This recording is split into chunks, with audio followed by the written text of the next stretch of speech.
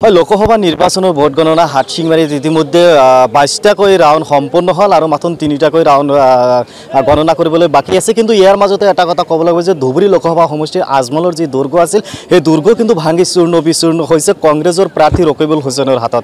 আৰু ইতিমধ্যে দেখা গৈছে 7 লাখতকৈ অধিক ভোটৰ ব্যৱধানত কিন্তু অগ্ৰগতি লাভ কৰিছে কংগ্ৰেছৰ প্ৰাৰ্থীগৰাকীয়ে। আৰু সেই হিচাপত যদি কোৱা যায় 3বাৰৰ সাংসদ মৌলানা বদৰুদ্দিন আজমলৰ যি দুৰ্গ বুলি সকলোৱে জানে দক্ষিণ হালমাৰা মানকাছাৰ জিলা নাইবা ধুবুৰী লোকসভা সমষ্টি সেই নিজৰ ঠাইখিনিত কিন্তু ইতিমধ্যে আজমলে কিন্তু কোনোবা ধৰণৰ প্ৰত্যাহ্বান কিন্তু জনাবলৈ সক্ষম নহল।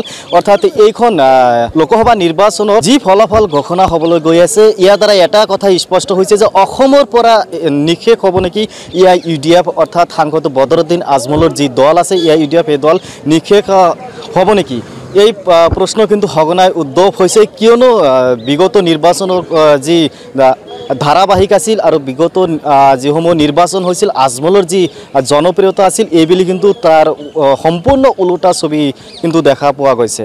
এটা কথা ক'ব লাগিব যে ৰকিবুল হুছেইনে প্ৰথমবাৰৰ বাবে যি ভাজি মাত কৰিছে ধুবুৰী লোকসভা সমষ্টিত সেয়াও কিন্তু অতিকৈ লক্ষণীয় বিষয় হৈ পৰিছে।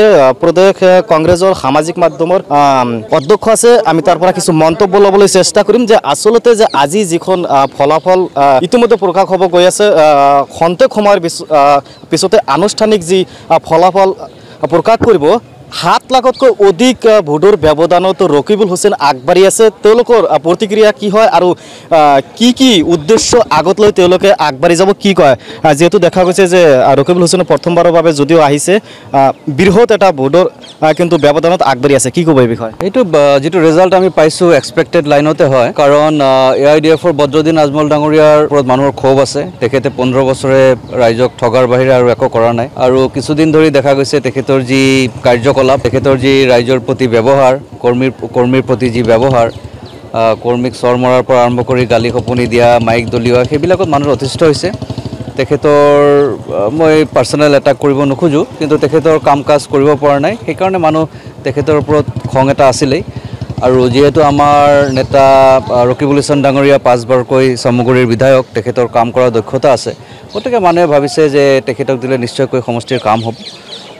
তো সেইকাৰণে তেখেতক যিটো আমি ভোট দেখিছোঁ সেইটো আমি আগৰ পৰাই জানো যে এনেকুৱা ভোট পাম। আমি কৈছিলোঁ যদিও বহুত মানুহে বিশ্বাস কৰা নাছিলে, যদিও এতিয়া জল পটপট হৈ গ'ল। ইমান সফলতা পাব বুলি আপোনালোকে বিশ্বাস কৰিছিল নে? না, আমি এক্সপেক্টেড লাইনতে হয় যেনেকৈ কৈছিলোঁ, কিন্তু আজমল ডাঙৰীয়াৰ ভোট যে ইমান কম পাব সেইটো আমি ভবা নাছিলোঁ। আমি এৰাউণ্ড 60,000 পৰা 70,000ৰ ভিতৰত থাকিবই বুলি আশা কৰিছিলোঁ। আৰু আমাৰ ভোটটো আমি যিটো আমাৰ টাৰ্গেট আছিলে 1,50,000 মান টাৰ্গেট আছিলে, আৰু সেইটো টাৰ্গেট পাৰ হৈ আমি বোধহয় আৰু 10,000 মান ভোট বেছি পাম যেন লাগি আছে। যিহেতু এইটো তেখেতৰ কাম, গতিকে তেখেতৰ হৈ মই কোৱাটো কিমান দূৰ ঠিক হ'ব মই নাজানো, কিন্তু তেখেতৰ কাম কৰাৰ দক্ষতা আছে, আৰু যদি সেই কামটো সমাধা কৰাৰ কিবা উপায় থাকে তেখেতে নিশ্চয় সেই উপায়টো উলিয়াব আৰু কামটো সমাধা কৰিব, এইখিনিয়ে মই ক'ব পাৰোঁ।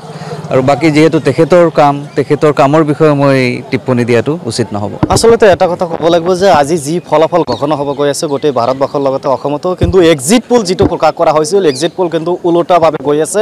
অৰ্থাৎ কংগ্ৰেছৰ যি আসন দিয়া হৈছিল তাতকৈ কিন্তু বেছি আসন পাবলৈ সক্ষম হৈছে ভাৰতবৰ্ষত। আৰু যিটো ট্ৰেণ্ডিঙত আহিছে, ট্ৰেণ্ডিং কিন্তু অতিকৈ ভাল এটা ফলাফল কংগ্ৰেছৰ বাবে লৈ আহিছে। আৰু বিজেপিয়েও কিন্তু তীব্ৰ প্ৰত্যাহ্বানৰ সন্মুখীন হৈছে বিভিন্ন ঠাইত।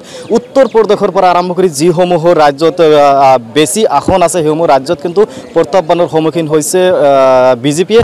আৰু এই ক্ষেত্ৰত এটা কথা ক'ব লাগিব যে ৰকিবুল হুছেইনে প্ৰথমবাৰৰ বাবে ধুবুৰী লোকসভা সমষ্টিত আহি যি বাজি মাত কৰিছে 7 লাখতকৈ অধিক ভোট কিন্তু তেওঁ ইতিমধ্যে লিডত আছে, অৰ্থাৎ অগ্ৰগতিত আছে।